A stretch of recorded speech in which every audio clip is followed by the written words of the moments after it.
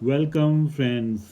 मैं आज फिर आप लोगों के लिए एक नया वीडियो लेकर आया हूं और इसमें मैं आज आपको ये बताने वाला हूं कि अगर आप national defence academy, Indian military academy, Indian naval academy, Indian air force academy, officers training academy या किसी भी इंडियन डिफेंस फोर्सेस में कमीशन के लिए अगर आप सर्विसेज सिलेक्शन बोर्ड में अपना इंटरव्यू देने जा रहे हैं तो वहाँ पर एक टेस्ट है जो कि कहलाता है TAT, थीमेटिक परसेप्शन टेस्ट। इस टेस्ट में आपसे एक 3 से 4 मिनट में स्टोरी लिखवाई जाती है और ये बहुत ही ज़्यादा इम्पॉर्टेंट टेस्ट है। आप इसमें क्या चीज़ आपको नहीं करेंगे आप, ये मैं आपको इस वीडियो के माध्यम से आज बताने जा रहा हूँ। अब जब आप सर्विसेज सिलेक्शन बोर्ड में पहुँचते हैं तो वहाँ पे स्टेज 1 में सबसे पहले एक PPDT नाम का टेस्ट होता है जो कि बोलते हैं picture perception and picture discussion test. इस टेस्ट में आपको एक हेजी पिक्चर दिखाई जाती है जो कि बहुत ज़्यादा क्लियर नहीं होती है। इसमें आपको आधा मिनट इस जो पिक्चर है इसको सोचने का समय मिलता है कि इस पिक्चर में आपको क्या दिख रहा है, कि क्या चीज़ हो रही है, किस वजह से ये चीज़ हो रही है और आगे क्या जो भी घटना घट रही है उसका आगे क्या रिज़ल्ट रहेगा। इसमें आपको कितने कैरेक्टर्स देख रहे हैं और वो कैरेक्टर्स की एज क्या है, उनका मूड क्या है, ये सब आपको 3 से 4 मिनट के अंदर लिखना होता है, जिसमें कि आधा मिनट आपको वो इस पिक्चर को ऑब्ज़र्व करने के लिए देते हैं। अगर आप इस टेस्ट को पास कर लेते हैं जिसमें आपको PPDT होता है और OIR होता है, ऑफिसर इंटेलिजेंस रेटिंग, तो इसी के बाद आपको स्टेज 2 में रोका जाता है जो कि फिर सर्विसेज सिलेक्शन बोर्ड के 4 दिन टेस्ट चलते हैं। तो ये जो PPDT है जो कि एक पिक्चर पे आपको कहानी लिखनी है, ये टेस्ट है, ये बहुत ही ज़्यादा इम्पॉर्टेंट है क्योंकि अगर आप इसे पास करेंगे तभी आपको दूसरे चरण में जाने का मौका मिलेगा जहाँ पर आप कॉन्फ्रेंस में आपको मौजूद रहने का मौका मिलेगा और आपको ये मौका मिलेगा सारे के सारे टेस्ट दे के रिकमेंडेशन लेने का। अब क्योंकि जो ये टेस्ट है ये उसी समय होता है जब आप फर्स्ट डे पहुंचते हैं, तो वहाँ पे ये टेस्ट आपसे जो बोर्ड का संचालन है वहाँ पे आपको ये दिलवाया जाता है। अब इस टेस्ट को देने के बाद आपको जो अगर आप रेकमेंड हो गए हैं और आपने मेडिकल्स भी पास कर लिया है और आपने मेरिट में भी आपने स्थान ले लिया है तो आपको एकेडमी में जॉइनिंग के लिए आपको मौका मिलता है। अब इस टेस्ट में कुछ मैंने आपको जो रियल बोर्ड की सैम्पल पिक्चर्स हैं वो आपको मैं दिखा रहा हूँ। जैसे कि ये एक पिक्चर है जो कि ऐसी ही वहाँ पे आपको दिखाई जाती है। ये जो प्रथम चरण यानी स्टेज 1 पास कर लेते हैं उनके लिए जो स्टेज 2 होता है वहाँ पे ऐसी पिक्चर्स होती है। अंतर सिर्फ इतना है कि स्टेज 2 में आपको ऐसी 12 पिक्चर्स दिखाई जाती हैं जिनमें 11 जो पिक्चर्स होती हैं वो क्लियर होती हैं और एक पिक्चर ब्लैंक होती है, जबकि स्टेज 1 में यही पिक्चर जब आपको दिखाई जाएगी तो वो हेजी होगी, वो बिल्कुल इतनी स्पष्ट रूप से आपको नहीं दिखेगी।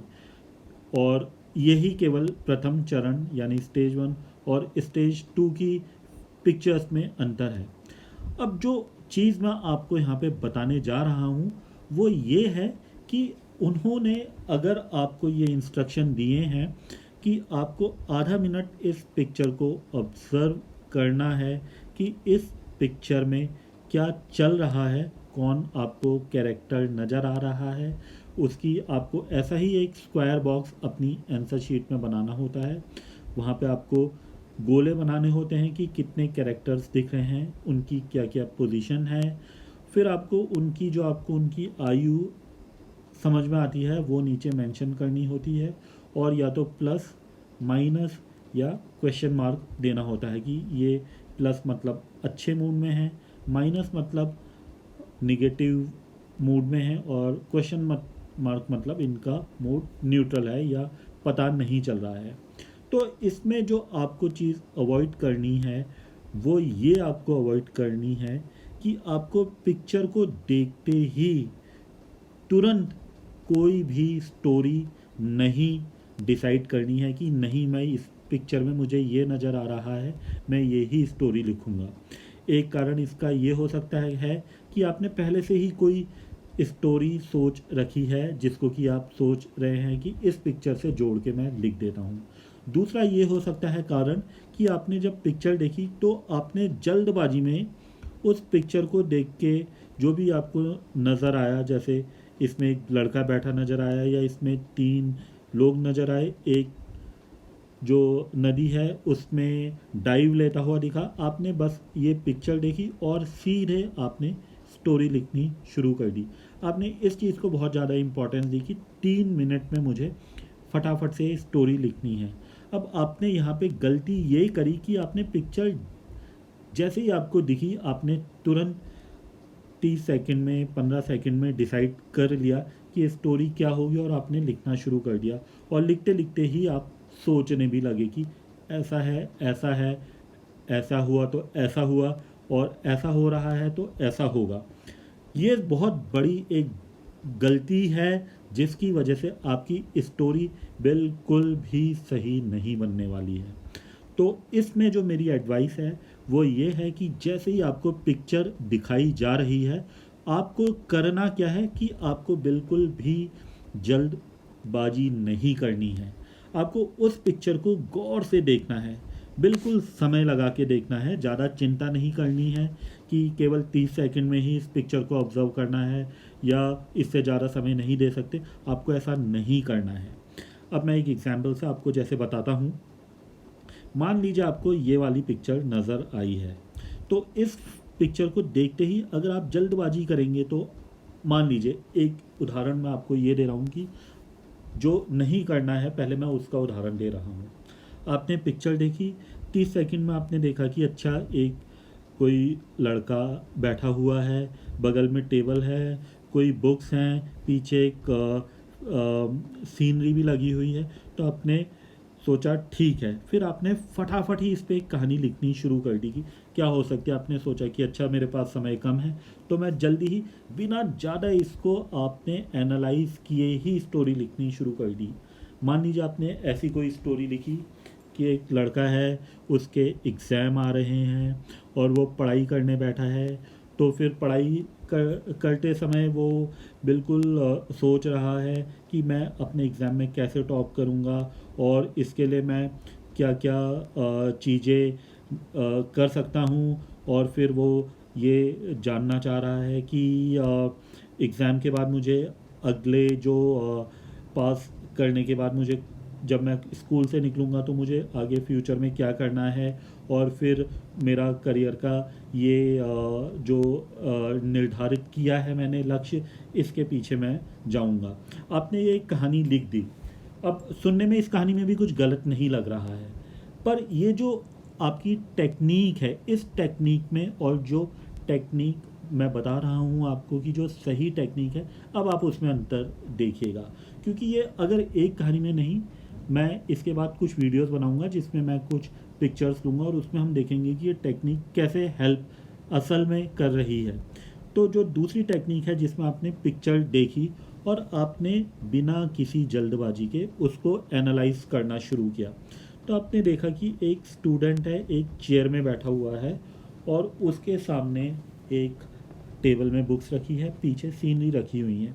तो आप सोच रहे हैं, एनालाइज कर रहे हैं कि इसमें हो क्या रहा है। अब जैसे जैसे आपने इसको समय देना शुरू किया, आपको बिल्कुल एकदम परफेक्ट आइडिया आने लगेगा इस पिक्चर के बारे में कि जो आप स्टोरी लिखने वाले होंगे, अगर आप बिल्कुल धीरे धीरे इसको एनालाइज करेंगे, थोड़ा सा भी समय एक्स्ट्रा देंगे, तो आपको ज़्यादा अच्छे तरीके से ये जो पिक्चर है वो समझ में आएगी और आपकी कहानी जो भी आप लिखेंगे वो पिक्चर से बिल्कुल मेल खाएगी। अब आपने देखा कि ये जो लड़का बैठा है, आप एनालाइज करने में ज़्यादा टाइम ले रहे हैं, वहीं से कहानी अपने आप इवॉल्व होनी शुरू होगी। आपने देखा कि ये बैठा हुआ है और इसने सर थोड़ा सा कुछ सोचने की मतलब ये कुछ सोच रहा है। तो आपने देखा कि अच्छा लड़का है, मूड इसका आपने कहा कि पॉजिटिव लग रहा है। अभी अपने कहाँ बैठा हुआ है, ये क्लोज रूम में नज़र आ रहा है, मतलब इसका इसके घर में स्टडी रूम हो सकता है। फिर आपने देखा कि पीछे अच्छा ठीक है घर का ही सेटअप है। फिर आपने इस पे सोचना शुरू किया कि क्या स्टोरी हो सकती है जो इस पिक्चर पे बन सकती है। तो आपको थोड़ी देर फिर आपने और इसको एनालाइज किया, तो आपने देखा कि अच्छा हो सकता है कि एक स्टूडेंट है और अपने स्कूल से या कॉलेज से आया है, घर आकर बैठा हुआ है और अगले दिन इसकी जो परीक्षा है वो शुरू होने वाली है अगले वीक से। तो ये सोच रहा है कि मैं कैसे अपनी परीक्षा में अच्छे नंबर लाऊं। तो ये अ, सोचता है कि इसने पूरे साल बहुत ज़्यादा मेहनत की है, पूरी क्लासेस अटेंड करी हैं और अच्छे से सारे के सारे नोट्स बनाए हैं जो कि इसने अपनी नोटबुक्स में रखे हुए हैं। तो जब ये सोचता है, एक स्ट्रेटेजी बनाता है कि ये कितना समय किस सब्जेक्ट को इसने दिया है और किस सब्जेक्ट के कौन से जो टॉपिक्स रहे हैं जिनमें इसने ज़्यादा समय नहीं दिया है, उसके लिए स्ट्रेटेजी बना रहा है कि किन सब्जेक्ट्स को में किन टॉपिक्स को इसने कवर करना है। तो ये इस विषय में सोच रहा है। फिर ये क्या कर करेगा आगे, ये जो स्टूडेंट है ये अपनी नोटबुक में नोट करेगा कि कौन कौन से जो टॉपिक्स हैं जिनमें इसको रिवीजन करने की ज़रूरत है और कौन कौन से टॉपिक्स हैं जो इसको थोड़े और स्ट्रॉन्ग करने हैं। ये उस स्ट्रैटेजी पे काम करेगा। यहाँ पे आपने देखा कि ये जो ऐसी कहानी है ये बहुत ज़्यादा इस पिक्चर से मेल खा रही है। तो फिर आपने इसको कहानी को आगे ऐसे बढ़ाया कि ये एक स्टूडेंट है, इसके एग्ज़ाम्स आने वाले हैं। ये जब इसको एक वीक बाद इसके एग्ज़ाम है और इनकी एग्ज़ाम्स की प्रिपरेशन लीव्स पड़ गई हैं, तो जिस दिन ये आया अपने स्टडी रूम में बैठा, इसने यही सब चीज़ें जो मैंने अभी बताई इन पर थोड़ी देर एनालिसिस किया। फिर इसने एक प्लान बनाया कि कैसे इसको सब्जेक्ट्स को कवर करना है। फिर इसने जब प्लान बना लिया तो फिर इसने ये भी सोचा कि अब एग्ज़ाम टाइम है तो इसको अपना भोजन भी अच्छा रखना होगा और थोड़ी देर इसको शाम को और सुबह टहलना भी होगा ताकि ये फ्रेश एयर ले सके और बाहर जाके इसका मूड भी फ्रेश हो जाए, ताकि इसका अच्छे से हल्की सी वॉक ले ले। और अच्छा खाना, हेल्दी खाना, फ्रेश खाना और फ्रूट्स खाना, ये सब इसने डिसाइड किया कि थोड़ा अपनी डाइट पे भी ध्यान देगा और इसकी फैमिली ने भी इसको इसमें सपोर्ट किया।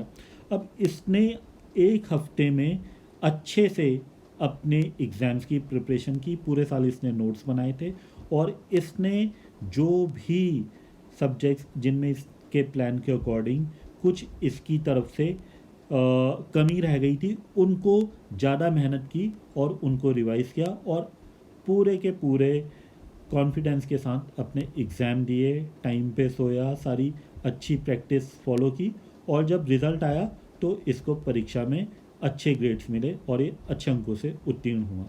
अब ये कहानी आपने कैसे लिखी, क्योंकि आपने इस पिक्चर को एनालाइज करने में समय दिया। आपने बिल्कुल जल्दबाजी नहीं की, पिक्चर को देखा, समझा और तुरंत ही कहानी लिखनी शुरू नहीं की। जब आप कहानी लिख रहे थे उसी समय आप नए नए आइडियाज़ नहीं जोड़ रहे थे, आपने इसको एनालाइज करने में थोड़ा ज़्यादा समय दिया और जब एनालाइज कर रहे थे उसी समय आपने इस के बारे में सोचा कि एक कहानी में आपको क्या क्या लिखना है।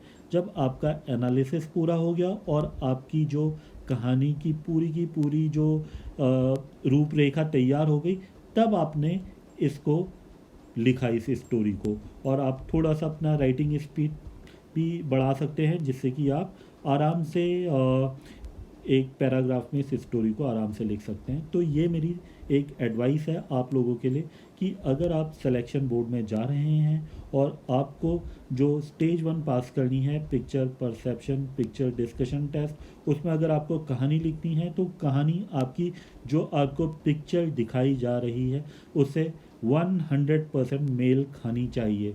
ये बहुत ज़्यादा इम्पॉर्टेंट है।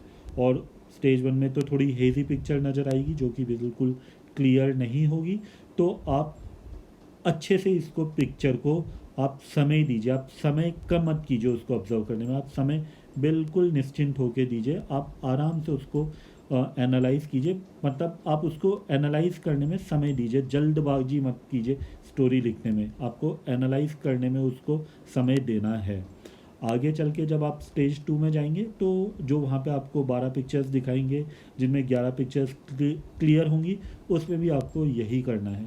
आपको जो नहीं करना है वो ये है कि आपको पिक्चर देखते ही तुरंत एक आइडिया आया और उस पर कहानी लिखनी शुरू कर दी, ऐसा नहीं करना है। आपको पिक्चर में जो भी चीज़ दिख रही है, जो पर्सन दिख रहा है, उसकी सराउंडिंग, उसका सेटअप, जहाँ पे वो पर्सन है, उसको भी एनालाइज करना है और एक अच्छी, एक हेल्दी स्टोरी सोचनी है और आगे बढ़ना है अच्छे एक नरेटिव के साथ। इसके वीडियो के बाद मैं आपको कुछ रियल जो बोर्ड की पिक्चर्स हैं उनको लूँगा और उन पे कैसे स्टोरी बनाएंगे ये आपके साथ डिस्कस करूँगा।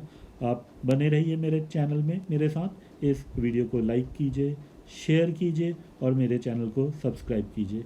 Thank you so much and let's meet in my next video. Thank you.